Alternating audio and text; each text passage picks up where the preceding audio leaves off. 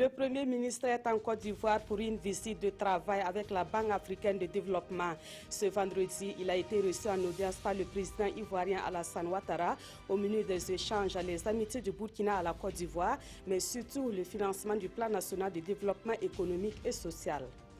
Et puis le WAP, le système de partage d'électricité d'Afrique de l'Ouest, a achevé son assemblée générale ce 11 novembre à Ouagadougou. Une délégation des experts est allée faire le point des travaux au chef de l'État. À retenir au nombre des conclusions de cette rencontre un projet d'interconnexion énergétique dans la sous-région. Nous en parlerons davantage avec l'invité de ce 20h, M. Apollinaire Ki. Il est le secrétaire général du WAP. Au Maroc, les négociations pour sauver le climat se poursuivent à l'occasion de la COP22. La COP22, c'est aussi des plaidoyers en vue d'obtenir du soutien pour des actions de protection de l'environnement. Et c'est ce à quoi s'est attelée la délégation burkinabé qui a rencontré les responsables du Fonds vert et la Convention des Nations Unies sur la lutte contre la désertification. Voilà pour la une de ce 20h. Bonsoir, merci de nous suivre. Nous prenons donc la direction du palais de Kosiam où une délégation du WAP par le système d'électricité ouest-africain a été reçue par le président du Faso cet après-midi. Avec Roch-Marc Christian Kaboré, les membres de la délégation ont partagé les conclusions de leurs travaux. De ces conclusions, on note un vaste projet d'interconnexion sous-régionale. Le point de l'audience avec Issa Ouedraogo et Vincent Tiendrebugo. 3 jours de travaux, la délégation du système d'échange d'énergie électrique ouest-africain rend compte des résultats de son assemblée générale au président du Faso, Roch-Marc Christian Kaboré. Une assemblée générale qui a permis à ces spécialistes des questions énergétiques de mobiliser des partenaires techniques et financiers en faveur d'un vaste projet d'interconnexion électrique en Afrique de l'Ouest. Cette assemblée générale a été pour nous l'occasion de présenter un projet spécifique qui est un projet assez important pour la région et dont nous venons d'achever les études. C'est le projet d'interconnexion entre le Nigeria, le Niger, le Bénin et le Burkina Faso. Ce projet est très important pour notre système. Et pour cette première présentation devant les partenaires techniques et financiers, nous avons été très heureux de constater que les partenaires se sont engagés à le financer et même ils se sont engagés pour plus de 70% au-delà de nos besoins. Donc nous sommes très contents et nous avons présenté aussi nos autres projets qui sont donc dans notre portefeuille et cette présentation-là a pu nous permettre de récolter 1,4 milliard de dollars US. Les financements acquis, chaque pays concerné devra entreprendre des négociations et signer des accords avec les partenaires. Et selon le porte-parole de la délégation, ce projet d'interconnexion devrait être effectif d'ici 2020.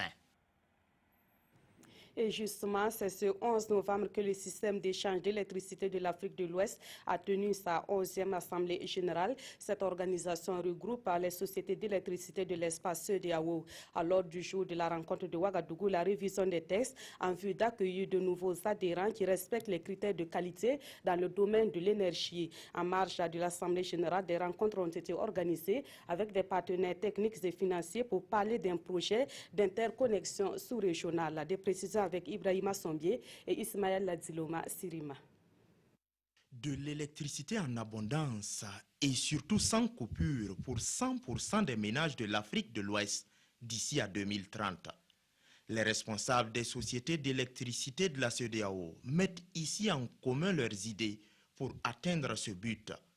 Il s'agira pour ces acteurs de déterminer le modèle de transport de l'électricité et d'établir des tarifs réglementaires afin de promouvoir davantage l'intégration des réseaux nationaux d'électricité de l'espace CEDEAO. Nous allons aussi surtout aller vers l'interconnexion avec les pays voisins qui arrivent à produire à moins de coûts en utilisant donc l'hydroélectricité pour que l'un dans l'autre, que nous puissions donc avoir l'énergie donc à moins de coûts. Cette assemblée générale s'est également focalisée sur les rapports financiers ainsi que les critères d'affiliation à l'organisation. Ce cadre a également permis aux techniciens d'électricité de la CEDEAO d'exposer un projet aux partenaires techniques et financiers. Un projet spécial dont nous venons d'achever le financement, c'est le projet que nous appelons la Dorsale Nord qui intéresse le Burkina. Et la Dorsale Nord, c'est une interconnexion entre le Nigeria, le Niger, le Bénin et le Burkina de 830 km environ. Ce fut aussi l'occasion de présenter le plan d'affaires 2016-2019 Un plan selon lequel tous les pays de la CEDEAO devraient être interconnectés d'ici à 2019, à l'exception du Cap-Vert.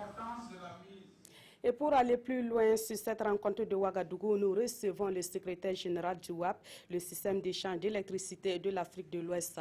Bonsoir, monsieur Apollinaire Ki. Merci, bonsoir madame. Alors, en dehors de ce qui est déjà sorti dans les reportages précédents, que peut-on retenir de vos travaux qui se sont étalés quand même sur 4 jours? Merci madame de nous donner l'occasion de parler de nous, du WAP. Alors, un point important qui a fait l'objet, qui a été donc discuté au cours de cette Assemblée générale est bien sûr la gestion de notre institution. Oui, la gestion de l'institution parce que nous fonctionnons sur des fonds qui sont des fonds de contribution des sociétés d'électricité et il faut qu'à chaque fin d'année nous rendions compte de cette gestion. Donc cette gestion a été présentée, auditée et quitus nous a été donné pour cela. Il faut dire aussi que l'ensemble des projets que nous déroulons, donc financés par les bailleurs de fonds, ont également été audités et nous avons donc présenté les différents outils. Alors, l'un des objectifs du WAP, c'est l'intégration des réseaux électriques ouest-africains. Quels sont les projets prioritaires dans ce domaine-là? Les projets prioritaires dégagés pour l'espace CEDEAO, donc le WAP est en train de mettre en œuvre, nous en avons 59 projets qui concernent donc tous les pays de l'espace CEDEAO. Il y a des projets d'interconnexion électrique qui sont surtout connus, mais je dois dire qu'il y a aussi des projets de production d'énergie, notamment des productions à partir de grands barrages à construire, notamment en Guinée. Vous avez certainement entendu parler du barrage de Swapiti en Guinée, que nous sommes en train d'achever en termes d'études. Il y a aussi des barrages au Nigeria, il y a aussi des centrales thermiques en cours de développement au niveau du Bénin et du Ghana. Et solaire, vous avez certainement entendu parler de 150 MW de solaire au niveau du Burkina. Alors, pour les lignes d'interconnexion, nous avons prévu d'achever donc d'ici 2012 16 000 km de lignes d'interconnexion qui nous permettront donc de faire le commerce de l'électricité entre les pays, donc les échanges d'énergie électrique entre les différents pays. Alors, on va parler particulièrement du Burkina Faso qui connaît régulièrement un déficit énergétique. Vous avez parlé de 59 projets. Combien de projets reviennent au Burkina? Je n'ai malheureusement pas le chiffre exact parce que il y en a beaucoup. Il y en a beaucoup, une bonne dizaine qui concerne le Burkina Faso. Il y en a que vous connaissez certainement. Il y a celui qui est en cours de construction qui est la ligne Bolgatanga-Ouaga, qui va permettre donc au Burkina d'importer 100 MW bientôt. La ligne est prévue être achevée en 2017. Il y a un autre que nous sommes en train d'achever en termes d'études. Les études sont en cours et nous pensons pouvoir achever au premier trimestre de l'année prochaine, qui est la ligne Ghana-Burkina-Mali. Ghana-Burkina-Mali, là aussi, qui va permettre de renforcer le système. D'accord. Et que retenir des rencontres avec les partenaires techniques et financiers? Est-ce qu'ils ont eu une oreille attentive? Absolument. À ce niveau, je dois dire que nous sommes sortis vraiment satisfaits des échanges que nous avons eus avec les partenaires techniques et financiers. Et nous nous félicitons franchement de la collaboration et de la confiance qu'ils font à notre association, à notre institution. Tout à l'heure, on a dit que la dorsale nord qui est présentée pour la toute première fois, c'est vraiment quelque chose de fantastique. Généralement, un projet, on le présente plusieurs fois devant les bailleurs de fonds pour pouvoir boucler le financement.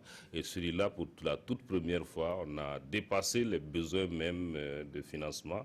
Et au-delà de la dorsale nord, il y a encore près d'1,5 milliard de dollars américains qui ont été mis sur la table. Ça témoigne vraiment de la confiance que les bailleurs de fonds ont en cette institution, surtout à ce programme de la CEDEAO pour permettre de sortir nos États dans les difficultés d'approvisionnement en énergie électrique que nous connaissons. Et justement, pour terminer, après la rencontre de Ouagadougou, quelles sont les perspectives de WAP à court terme? À court terme, nous allons d'abord rapidement accélérer pour faire signer les conventions au niveau des États pour le financement de la dorsale nord. Comme je dis, c'est un projet très important. Je dois dire aussi que le centre d'information et de coordination, c'est-à-dire le cerveau qui va piloter tout le réseau de l'Afrique de l'Ouest, nous avons fini de signer les contrats pour sa construction. Nous allons lancer en mi-janvier la construction de ce centre-là qui va prendre trois années. Et c'est à l'issue de ces 3 années-là que nous pouvons entamer le commerce de l'électricité, donc les échanges d'énergie dans une espèce de bourse de l'électricité au niveau de l'espace CEDEAO. Merci beaucoup, M. Apollinaire, qui d'être passé nous donner de plus amples informations sur la rencontre du WAP, le système d'échange d'électricité de l'Afrique de l'Ouest, une rencontre qui s'est achevée ce 11 novembre à Ouagadougou. Je rappelle que vous êtes le secrétaire général de cette organisation. Dans la suite de cette édition, il y a eu conseil de ministres ce vendredi au palais de Kosiam. Plusieurs dossiers étaient inscrits à l'ordre du jour de ce conseil. Au nom de ces dossiers, l'organisation des gouvernorats, les hauts commissariats et les préfectures. Sur ces dossiers, le ministre de la Communication et porte-parole du gouvernement a donné de plus amples informations à l'issue du conseil des ministres. Des précisions avec Abdelaziz Yagibou. Territoriale de la décentralisation de la sécurité intérieure, il y a eu l'adoption d'un décret portant organisation des gouvernorats, du Haut Commissariat et de la préfecture. Ce décret donc permet une relecture du décret de 2005 pour plus d'efficacité au niveau des gouvernorats et d'autre part il permet d'encadrer et d'harmoniser donc l'organisation entre les hauts commissariats et les préfectures. Au niveau du ministère de l'économie, des finances et du développement, il y a un rapport qui a été adopté relatif à une passation de marché en vue de l'acquisition de diplômes vierges sécurisés.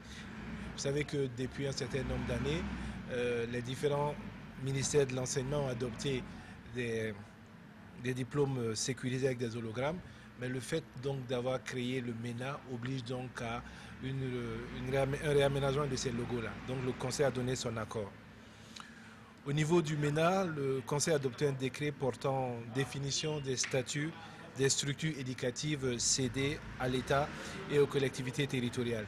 Un certain nombre de collectivités, de personnes construisent des établissements et ensuite leur transfert à l'État ou aux collectivités pose problème. Donc ce décret permet de régulariser cette situation-là, de clarifier le statut de ces structures et de pallier aux crises de gestion que l'on voit apparaître souvent au niveau de ces communautés éducatives-là. Enfin, le Conseil a adopté un décret au niveau du ministère de la Santé portant approbation des statuts particuliers de l'hôpital de district de Bogodogo. C'est un nouvel échelon donc au niveau de notre système de santé qui va se mettre en place. Et en ce qui concerne le district de Bogodogo, cela devrait nous permettre effectivement d'opérationnaliser pour la fin de l'année 2016 cette structure sanitaire qui est attendue avec beaucoup d'impatience au niveau des populations. Autre point de l'actualité ce soir, le Premier ministre est en Côte d'Ivoire pour une visite de travail avec la Banque africaine de développement. Ce vendredi, il a été reçu par le président ivoirien Alassane Ouattara, à qui il a transmis les salutations du président du Faso. À travers cette audience, Paul Kabatieba a voulu surtout s'inspirer de l'expérience de la Côte d'Ivoire pour le financement du référentiel du développement du Burkina Faso, à savoir le PNDS. Le chef du gouvernement s'est également entretenu avec son homologue ivoirien, Daniel Kabla, d'un cas. Le point de cette audience avec nos envoyés spéciaux à Abidjan, Mathias Rabo et Omar Zambri. Paul Kabatieba, reçu par le président de la République de Côte d'Ivoire. Le Premier ministre en visite de travail en Côte d'Ivoire est venu transmettre les amitiés du président du Faso au chef de l'État ivoirien, Alassane Ouattara. Le renforcement de l'axe Ouagadougou-Abidjan n'a pas été occulté. Nous avons échangé naturellement sur les relations amicales et fraternelles entre la Côte d'Ivoire et le Burkina Faso. Et je lui ai transmis donc les salutations fraternelles de son jeune frère et homologue président du Faso, son Excellence M. Roch-Marc Christian Kaboré. Et nous avons également échangé sur le renforcement des liens d'amitié, des liens de solidarité, des liens de fraternité entre le Burkina Faso et la Côte d'Ivoire. Comme vous le savez, il y a un traité qui nous lie, c'est le traité d'amitié et de coopération. Nous avons échangé sur les voies et moyens pour dynamiser, renforcer ce cadre. À travers cette visite, Paul Kabatieba veut s'enquérir de l'expérience ivoirienne en matière de mobilisation des ressources pour le financement du Plan national de développement économique et social, PNDS. J'ai fait part donc au président Alassane Ouattara, également de la volonté du Burkina Faso d'organiser bientôt à Paris une conférence des bailleurs de fonds, des partenaires du Burkina Faso pour le financement du Plan national de développement économique et social. Bien entendu, j'ai profité pour demander à son Excellence, Monsieur le Président, ses conseils avisés et puis ses avis sur la meilleure façon d'organiser cette conférence. Il m'a donné des conseils intéressants et également il m'a assuré donc du soutien de la Côte d'Ivoire et de son soutien personnel. Mais avant cette visite rendue au chef de l'État ivoirien, le chef du gouvernement burkinabé a aussi été reçu par son homologue ivoirien, Daniel Kablan-Duncan. Retour au Burkina Faso et nous prenons la direction de l'Assemblée nationale où les députés ont adopté 2 projets de loi hier. Le premier projet de loi est relatif à la ratification du traité révisé sur la prévoyance sociale. Le second projet de loi est celui portant autorisation de ratification d'une convention sur les régimes douaniers. Des précisions avec Roger Kam et Aruna Mari. Le premier dossier soumis à la représentation nationale ce jeudi 10 novembre, la Convention internationale pour la simplification et l'harmonisation des régimes douaniers, encore appelée la Convention de Kyoto révisée.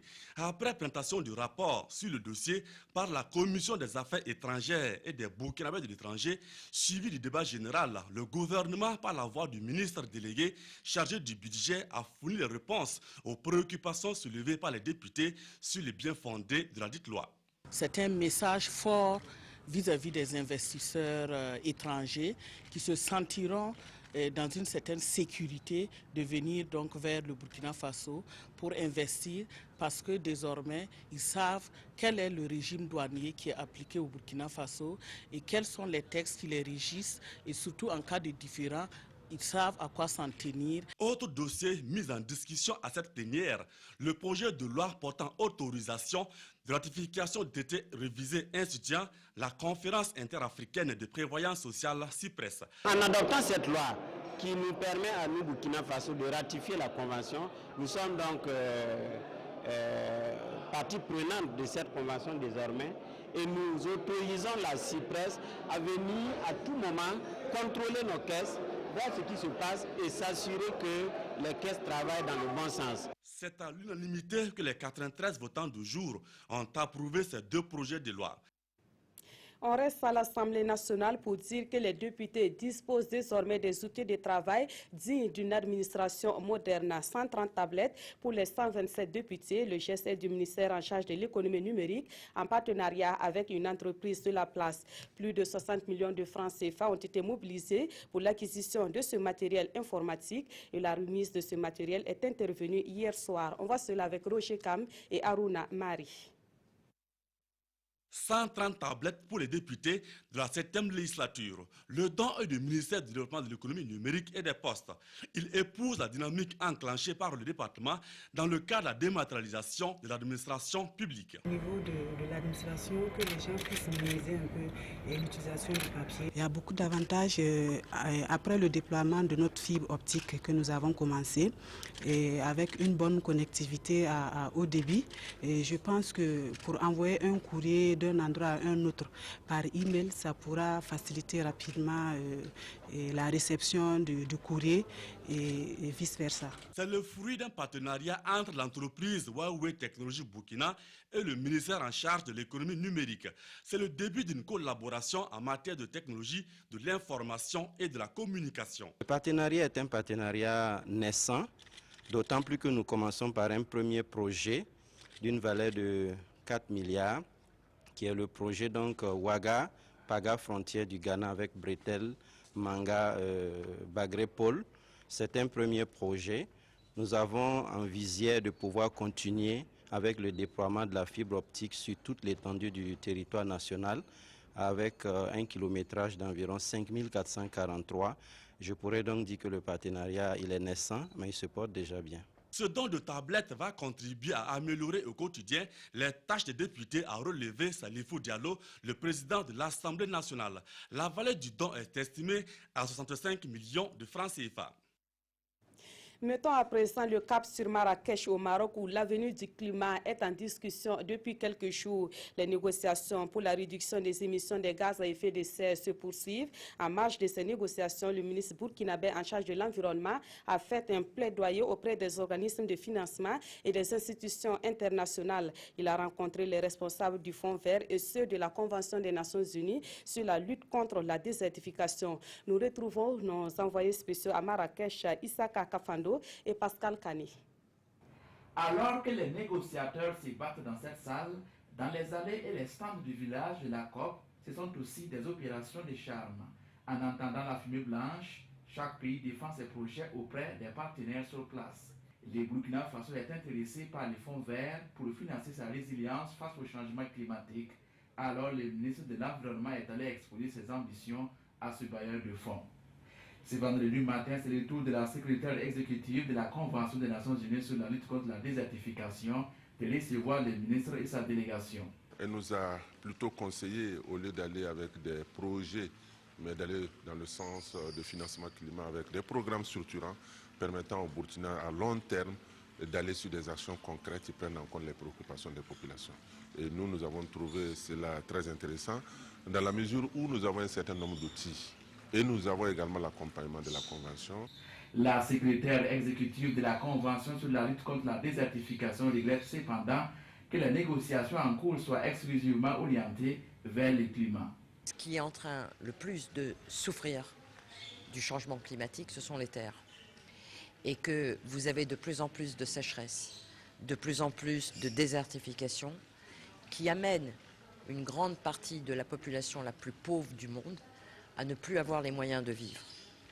Et quand les gens n'ont plus les moyens de vivre dans les campagnes, ils s'en vont. Ça, c'est dans le meilleur des cas. Et dans le pire des cas, ils deviennent la proie d'extrémismes importants. La Convention des Nations Unies sur la lutte contre la désertification est l'une des 3 grandes conventions lancées par les Nations Unies à Rio en même temps que la COP. Cette convention a une longue histoire avec le Burkina Faso, puisque son premier secrétaire exécutif a été le Burkinabé Arba Diallo. Retour au Burkina Faso pour parler de ce projet dénommé Récolte, mis en œuvre depuis 2013 par l'ONG catholique Relief Service et financé à hauteur de 9 milliards de francs CFA par les États-Unis d'Amérique. Le but de ce projet est de moderniser la chaîne de production du coton biologique et d'augmenter les revenus des petits producteurs. Les bailleurs de fonds de ce projet veulent prendre connaissance des actions menées concrètement sur le terrain. Ils étaient hier sur une ferme sémencière biologique dans le village de Kumbu. C'est dans la province de la Sicile. Le point de la visite avec Paul-David Bambara et Estelle Judith Assorba. Ce champ de coton à perte de vue est la ferme sémencière biologique située dans le village de Kumbo dans la province de la Sicile. C'est l'une des réalisations du projet Récolte mise en œuvre par l'Union nationale des producteurs du coton UNPCB et pilotée par l'INERA et l'ONG catholique Relief Service. L'objectif de ce projet, c'est de rendre la filière de coton biologique plus compétitive afin que ceux qui y travaillent puissent avoir beaucoup plus de revenus pour leur famille. Les bienfaits du coton bio l'aident à l'éducation de ses enfants à l'école.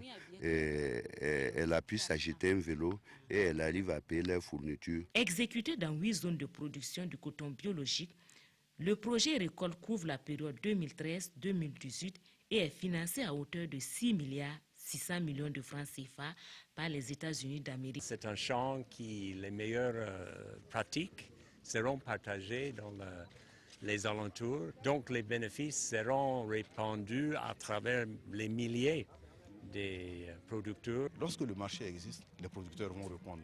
Et il est bon de déjà songer à comment on structure l'aval, donc la commercialisation. Le défi majeur à relever reste la disponibilité en quantité et en qualité de semences biologiques et le projet Récolte s'y attelle avec la viabilisation de 3 autres fermes de semences dans les régions de l'Est, du Centre-Ouest et de la boucle du Moune. Mais en attendant, les producteurs du coton biologique et l'UNPCB ont reçu un lot de matériel agricole et de véhicules, question de les encourager à persévérer. Les journées agroalimentaires se tiendront du 29 novembre au 4 décembre prochain à la Maison du Peuple de Ouagadougou. Le marché comme une courroie de transmission des biens et services entre les nations, c'est sous ce thème que ces journées 8e édition seront organisées. Les organisateurs ont rencontré la presse hier jeudi pour donner les grands axes de cet événement. Yacouba Gamene et Draman Guéné pour des précisions. Du e-commerce pour vendre des produits agroalimentaires, toute une innovation au Burkina. Et c'est à cela que va s'essayer la 8e édition des journées agroalimentaires. Du 29 novembre au 4 décembre prochain, l'expérience sera donc faite à la Maison du Peuple de Ouagadougou avec la participation de 8 pays d'Afrique et d'ailleurs. Cette 8e édition, c'est l'étape où nous devons avoir maintenant cette étiquette sous-régionale et pouvoir avancer pour la promotion des produits que nous produisons au niveau du Burkina, mais également les produits au niveau de la sous-région. Nous contribuons également à leur développement. Du marché physique, il y en aura aussi au cours de la 8e édition des journées agroalimentaires avec des expositions vente des produits locaux transformés. Les participants auront droit à des conférences, des panels et des rencontres B2B pour des affaires et échanges d'expériences. C'est vraiment la rencontre du donner et du recevoir. Nous offrons, mais nous recevons également des autres leurs compétences. Le marché, courroie de transmission des biens et services entre les nations, c'est le thème de ces journées agroalimentaires 2016. Des journées qui visent à promouvoir la compétitivité des produits locaux. Actualité hors du Burkina Faso, l'État ivoirien veut résoudre définitivement le problème de la forêt du Mont Péko. Un recensement est envisagé à cet effet pour mettre un terme au conflit dû à l'occupation de cet espace. La forêt du Mont Péko, située dans l'ouest de la Côte d'Ivoire, est jusque-là un refuge pour des Burkinabés, des Maliens et bien d'autres nationalités. Le département de Guiglo, dans l'ouest de la Côte d'Ivoire, accueille des milliers de cultivateurs venus du Burkina Faso et d'autres régions du pays. Ces derniers travaillent depuis des années des lopins de terre loués ou achetés. Mais aujourd'hui, la rareté des terres et leur vente pose problème, dégénérant régulièrement en conflit parfois mortel. J'ai payé la place avec Timothée. Et puis, je travaille avec lui. Donc, quand le champ est rentré en production, il y a un autre guerrier qui est venu en disant que c'est pour lui le coin et puis il m'a arraché le champ. Il m'a arraché 2 hectares. Le gouvernement ivoirien est appelé à débuter les opérations de recensement des terres et réglementer la propriété foncière. Seuls 4% des terres sont officiellement recensées par l'État avec des titres de propriété. Important de savoir qui appartient à la terre parce que la terre en Côte d'Ivoire est devenue un sujet confligène, du fait, surtout dans les zones de l'Ouest, dans les zones forestières, à cause de la pression sur les ressources. Donc, il faut pouvoir clarifier pour éviter les conflits. La nouvelle constitution ivoirienne adoptée par référendum favorise les paysans locaux, prévoyant que seuls l'État, les collectivités publiques et les personnes physiques ivoiriennes peuvent accéder à la propriété foncière rurale. En sont exclus les millions de Burkinabés présents dans le pays. Le secteur de l'agriculture représente 24% du PIB. 2 tiers de la population active en bénéficient. À présent, les actualités sportives de cette édition. Demain samedi, les étalons du Burkina vont affronter les requins du Cap-Vert à Praia. Cette rencontre entre dans le cadre de la 2e journée des éliminatoires de la Coupe du Monde. Les étalons s'étaient retirés à Lisbonne au Portugal pour se préparer pour le match de demain. Ont-ils atteint leur objectif en se rendant dans la capitale portugaise? Élément de réponse avec nos envoyés spéciaux Amadou Ilboudo et Victorien Marienne. Le stage de préparation de Lisbonne a accouché d'une souris.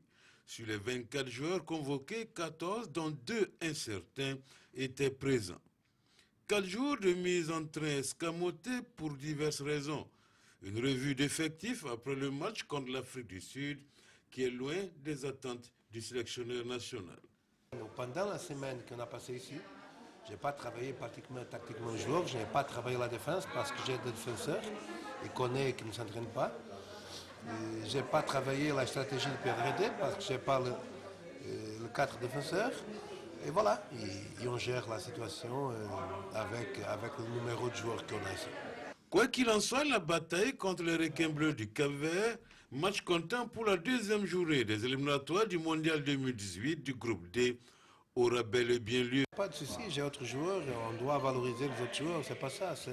Le problème, c'est que je veux faire une équipe forte. Je veux faire une équipe qui tout le monde se sent titulaire. Je veux faire une équipe qui, dans chaque poste, il y a la concurrence avec le même niveau. C'est au petit matin de ce vendredi, soit à 24 heures du match, que le 11 national burkinabé a foulé le sol capverdien où l'attendait le reste du peloton.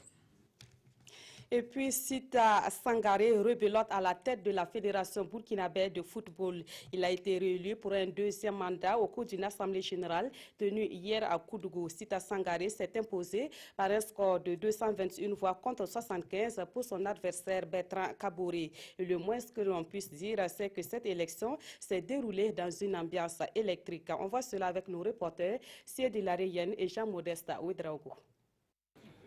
Sita Sangaré. Sita Sangaré, sans surprise, remporte les élections à la présidence de la Fédération burkinabé de football.